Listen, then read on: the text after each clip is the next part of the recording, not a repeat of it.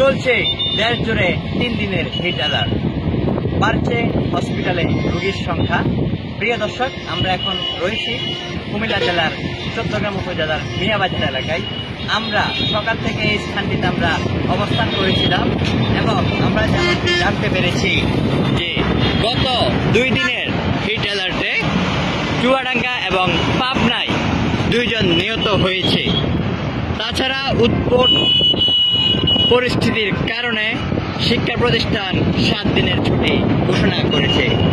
তাছাড়া দেশের 9টি অঞ্চলের তাপপ্রবাহ তীব্র থেকে তীব্র হচ্ছে। তাছাড়া গতকাল চুয়াডাঙ্গায় 40 ডিগ্রি সেলসিয়াস পর্যন্ত তাপমাত্রা বয়ে গিয়েছে। তাছাড়া আজকে আমরা যে স্থানটিতে দাঁড়িয়ে রয়েছি কুমিল্লার যে চট্টগ্রাম উপজেলায়, সেখানে 36 ডিগ্রি তাপমাত্রা বয়ে যাচ্ছে।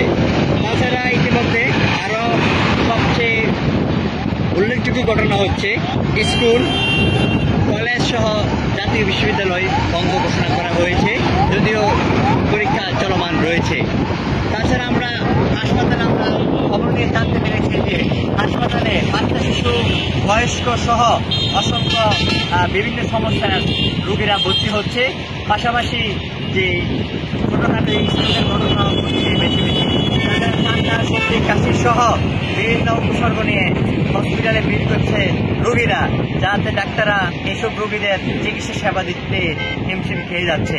এই ছিল কুমিল্লার চট্টগ্রাম উপজেলা থেকে 3 দিনব্যাপী হিট স্ট্রোকের সর্বশেষ পরিস্থিতি।